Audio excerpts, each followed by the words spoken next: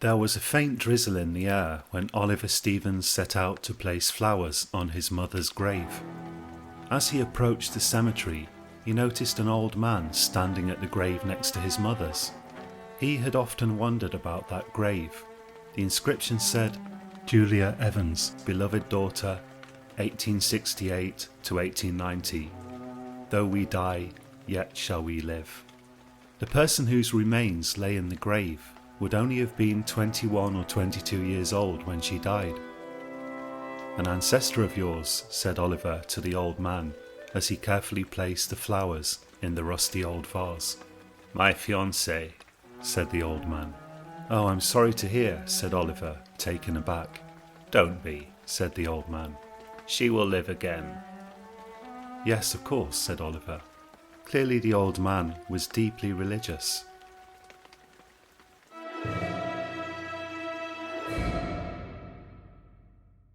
"You're not fighting?"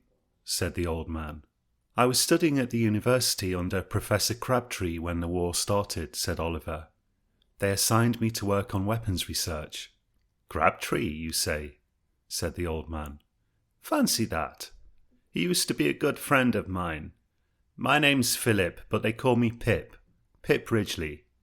"Oliver," said Oliver. "Ollie does the trick, though." "How did you know Crabtree?" The old man gazed at him thoughtfully. "You say you're researching weapons?" "That's right," said Oliver. "I'm not allowed to say more than that." "Tell you what, why don't you walk back with me to my house?" said Pip. "I have something that may interest you.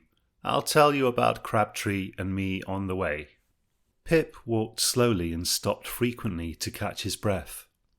He was full of stories about Professor Crabtree, who had apparently been a bit of a loose cannon in his youth. It seemed that Crabtree and Pip had eventually fallen out over a matter of engineering or perhaps philosophy. Oliver couldn't quite grasp exactly what. On the corner of Broad Street there was the ruins of an old munitions factory that the Germans had bombed. As they rounded the corner, they came across Joe Cooper smoking a cigarette, gazing sadly at the ruins. "Oh, Ollie," said Joe. "Crabtree's looking for you, you know. Are you off work all day?" "I'll be back at the grindstone in an hour or so," said Ollie. "I see you've met Mr. Ridgely," said Joe. "Yes, do you know each other?" said Ollie. "I thought everyone knew Mr. Ridgely," said Joe. "Don't let him destroy your promising young mind with his theories." "The youth of today," said Pip, laughing hoarsely. "No respect for their elders and betters." Pip turned out to live in an ivy-covered cottage up on the hill. He took Ollie round to a barn behind the old house. The barn was full of bits of machinery and radio parts. "What is all this?" said Ollie. "This is my laboratory," said Pip. "Now, what I want to show you is over here." From a corner, he dragged out a contraption resembling a long pipe on legs. There was a gun sight on top of the pipe, and he peered through it, carefully lining the pipe up with a brick that stood on a table at the far side of the barn. "It's a weapon," said Ollie. "Damn right it is," said Pip. "Watch that brick over there." Once he saw that Ollie was properly focused on the brick, he pushed a button that was connected to the pipe via some wires. There was a whooshing sound, and then a bang. A tongue of fire shot out of the pipe, and the brick abruptly disintegrated. "My hat," said Ollie. "That's quite impressive. How do you do it?" "I'll show you," said Pip. "Maybe it'll help the war effort, but I should like to ask you a favour in return." "What's that?" said Ollie. "You see, I'm in need of an assistant," said Pip. "Someone with a good brain, like yours. A couple of hours a week is all I ask. In return, I'll give you the plans for this thing, and I'll explain the theory of it, but that's not what I need your help with." "It sounds like a fair enough deal, I suppose," said Ollie. "What is it you need help with, if not this?" "That's going to take a bit of explaining," said Pip. "You see, I happen to have consumption. I'm not going to last long. I need someone to understand my main work here, in case I die before it can be completed. It's vital that it be completed." "Can you give me a bit of an idea about it at least?" said Ollie. The old man hesitated. Then, Seeming to come to a decision, he shuffled over to the side of the barn, where a large object was shrouded with a white linen sheet. He pulled the sheet off to reveal a circular object, about 1.5 meters in diameter, formed from coils of wire and glass tubing containing a bluish liquid. "Do you know what this is?" said Pip. "I've no idea," said Ollie. "Are you, perhaps, familiar with the work of Gerhard Fleischmann, formerly of the University of Freiburg?" "No," said Ollie. "Do you know of the philosophical technical works of the notorious unhinged genius Pierre Lefebvre?" "Never heard of him, I'm afraid," said Ollie. The old man sighed. "I shall have to begin at the beginning," he said.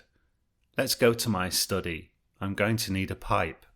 Oliver followed him into the house, where Pip offered him an old armchair, settling into another himself with a pipe filled with a strong and malodorous tobacco.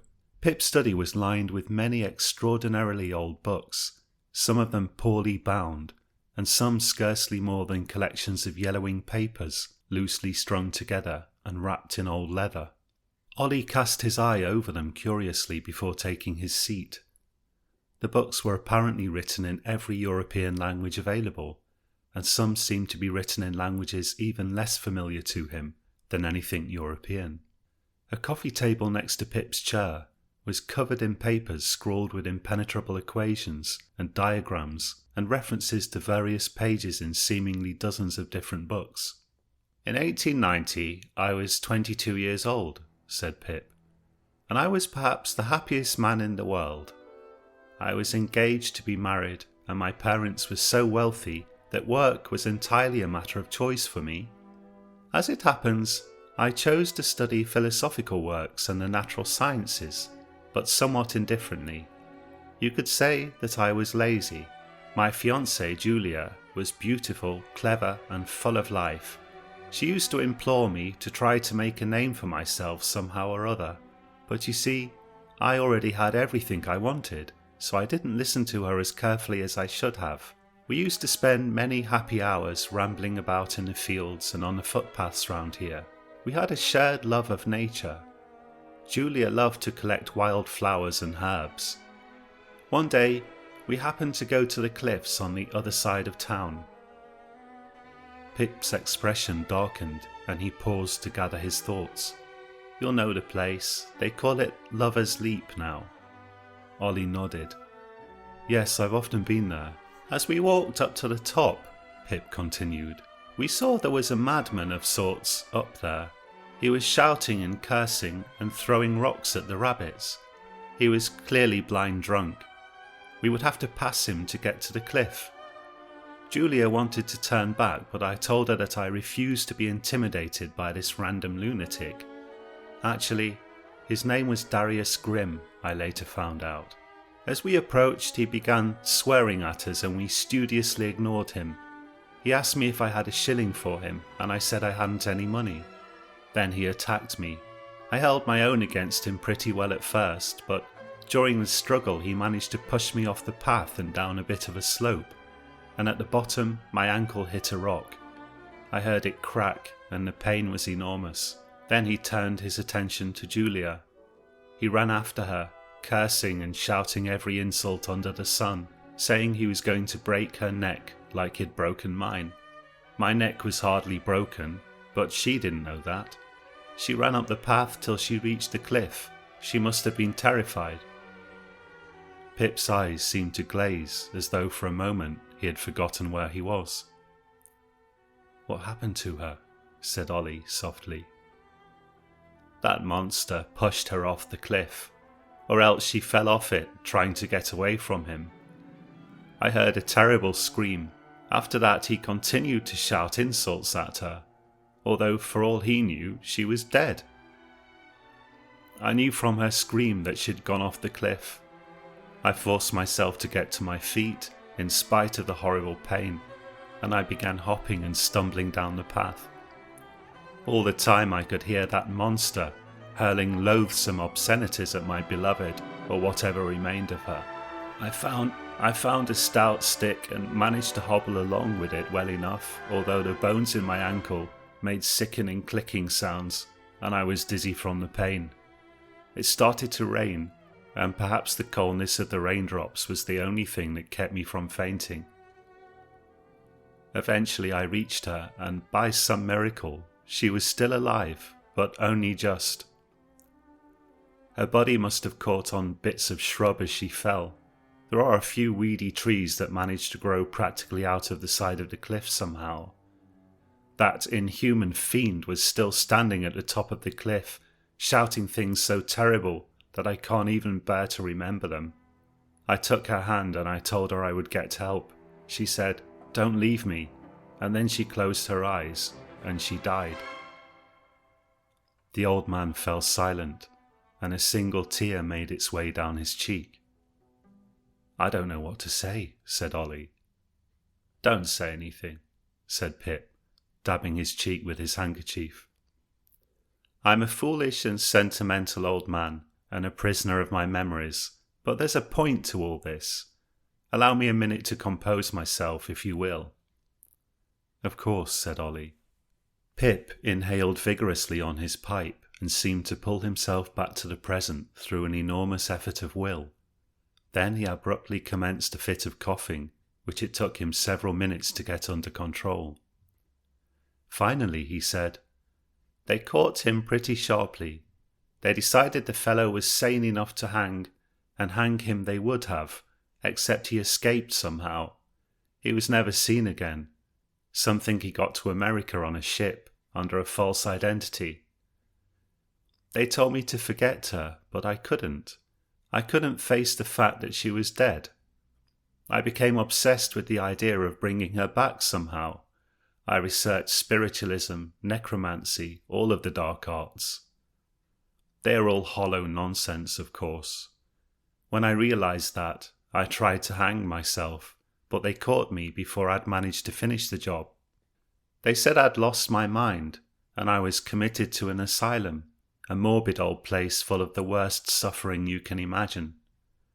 More than 14 years I spent there, but some good came of it. You see, it was there that I met Albert Trevick. When the war started, in 1914, the asylum started to receive a lot of young men who'd lost their minds due to the horror of war. Most of them were young professional military men. Some were idealists who'd joined the army when the war started, thinking they'd have a great adventure fighting for old Blighty. Albert was none of the above.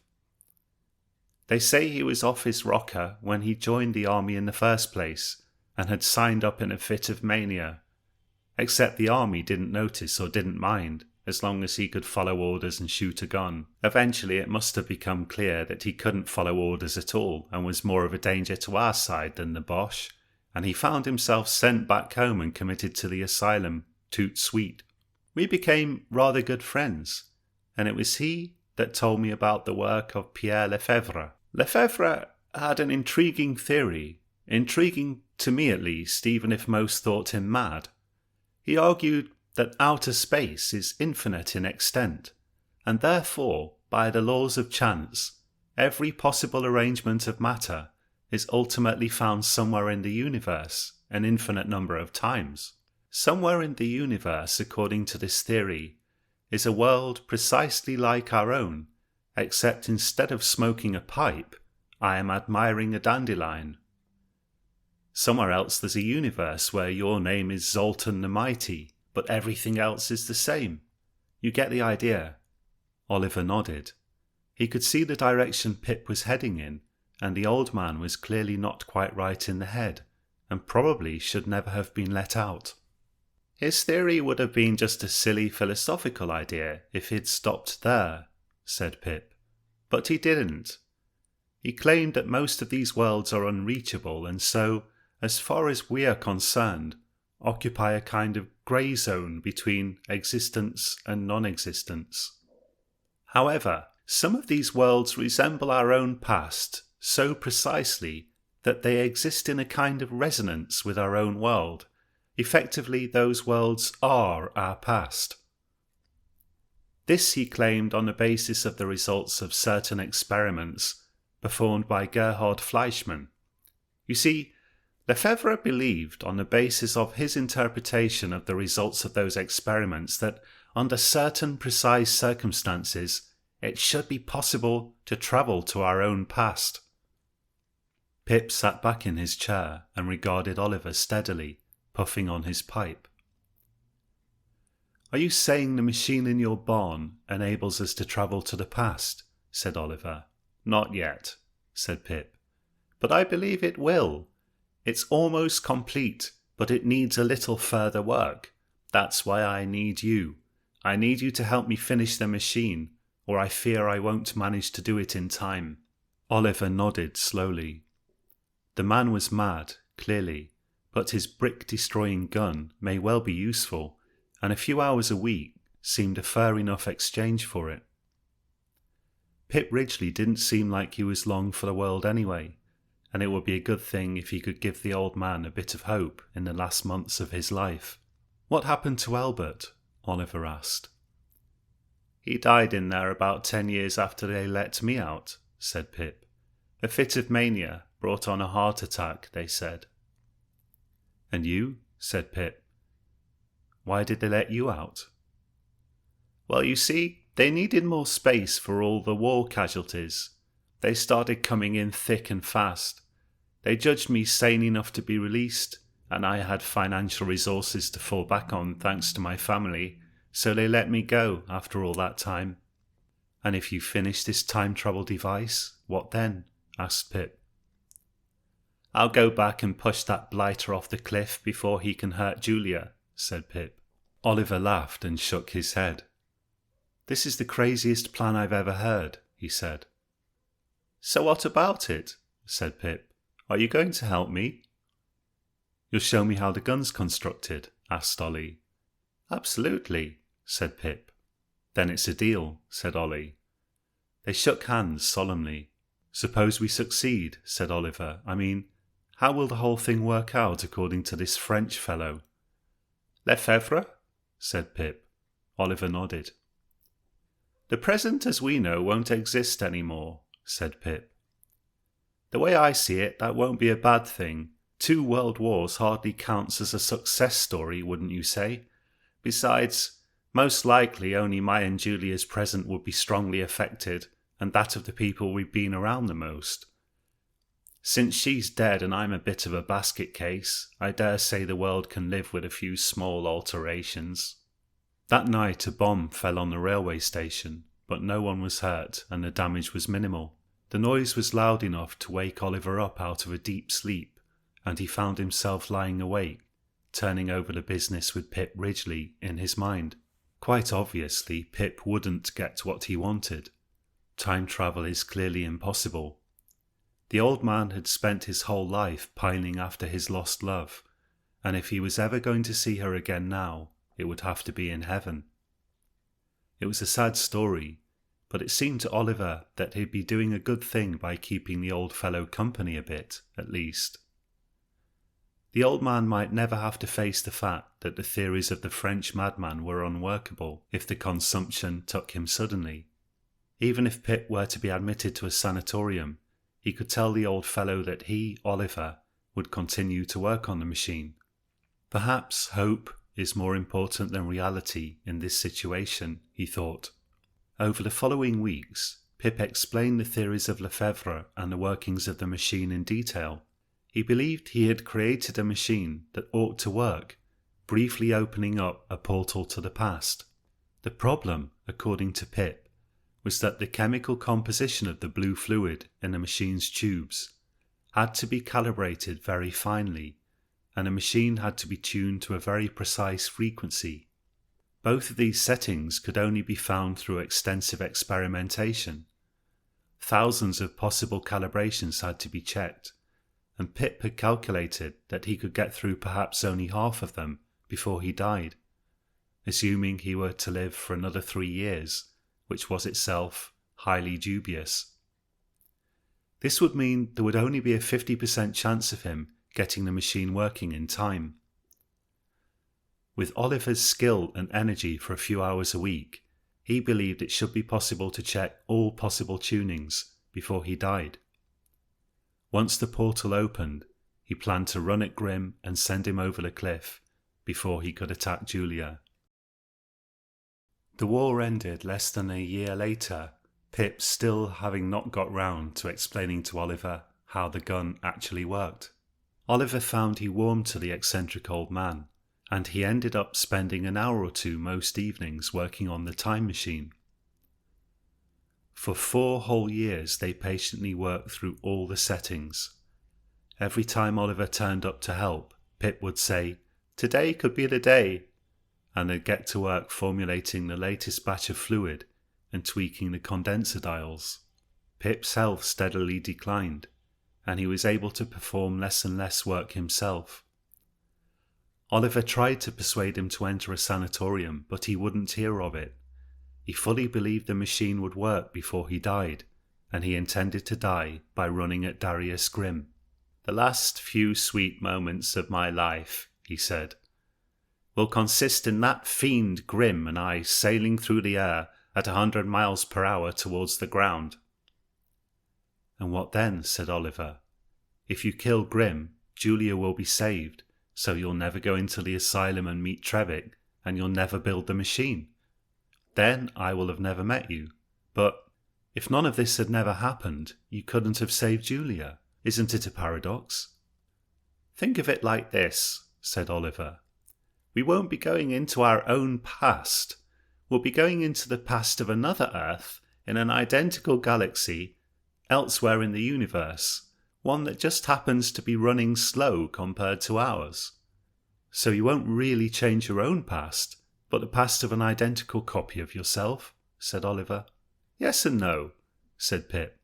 "Lefebvre's theory tells us these identical copies are in resonance with our world. They are separate, but not separate. From the point of view of our own history, an elderly Pip Ridgely will have appeared out of nowhere and killed Grim. The younger Ridgely will continue with his charmed existence, none the wiser." A thoughtful expression appeared on Pip's pale and gaunt features. "Except, I do hope he manages to pull himself together a bit and do something useful with his life. If it works, perhaps we should use it to kill Hitler next and the war won't even have happened," said Oliver. "An excellent suggestion," said Pip, and then he dissolved into a fit of painful coughing. Philip Pip Ridgely died on June the 19th, 1948.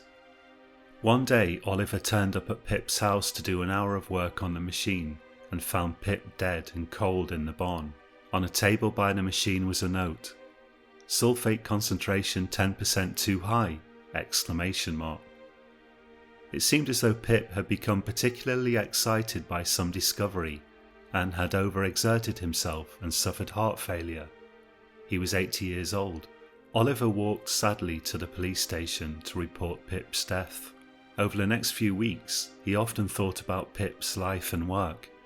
He wondered what had happened to the gun that had so impressed him when he had first met Pip.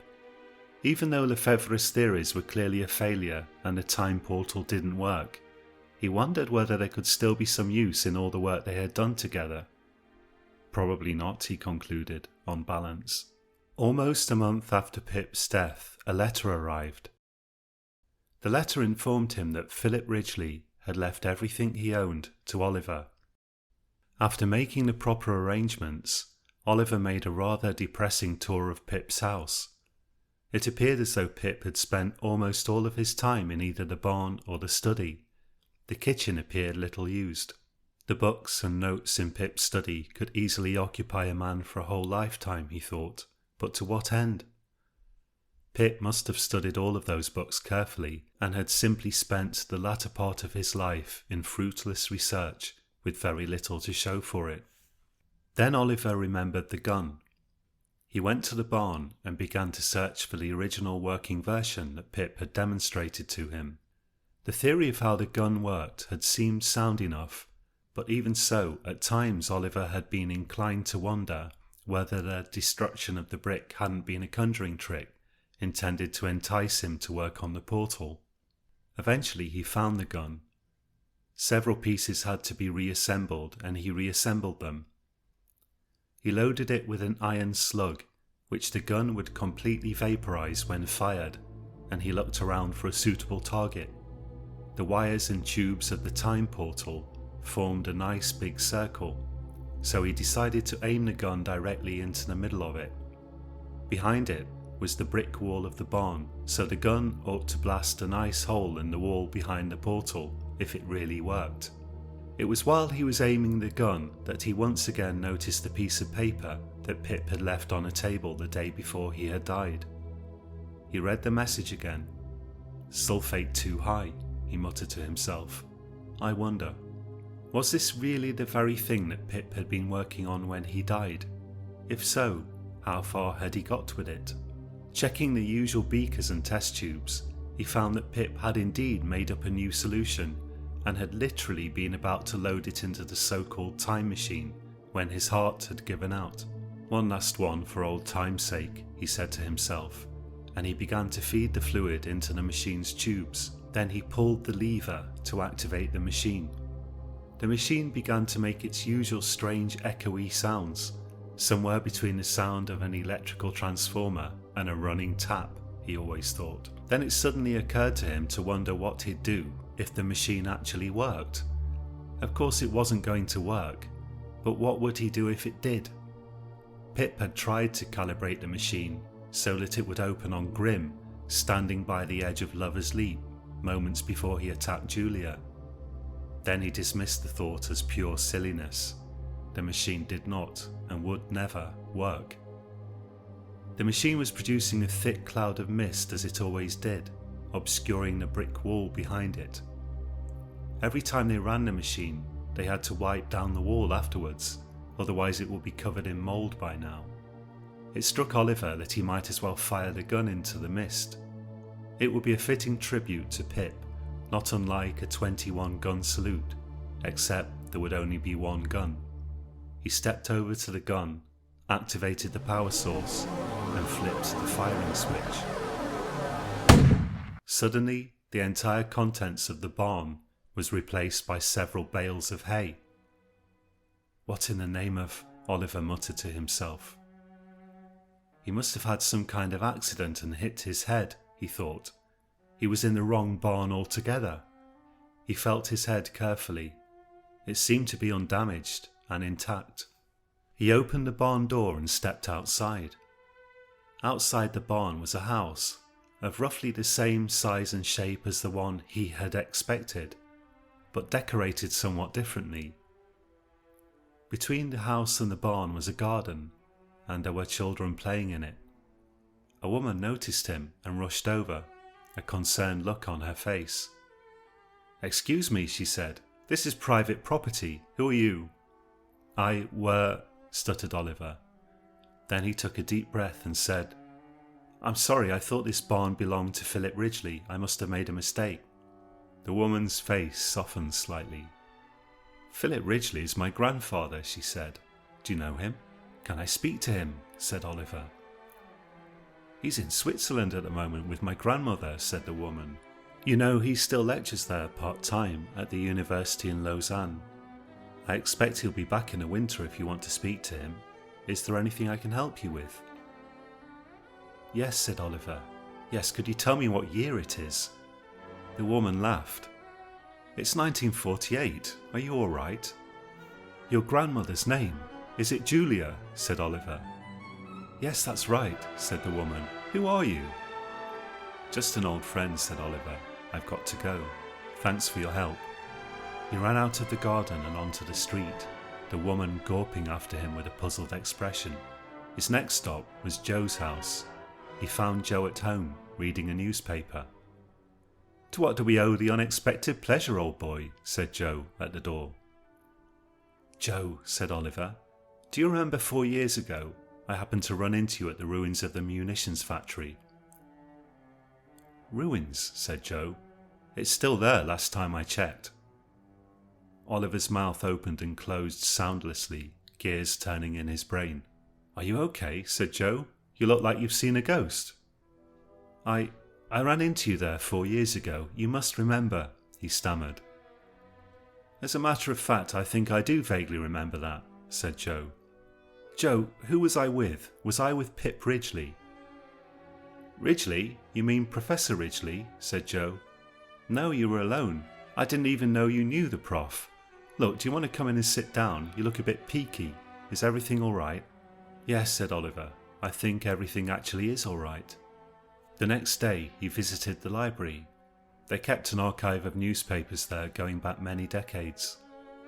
After half an hour, he managed to locate the article he was looking for in a copy of the local paper from 1890. Man struck by lightning was wanted by the police, said the headline. The article gave the man's name as Darius Grimm.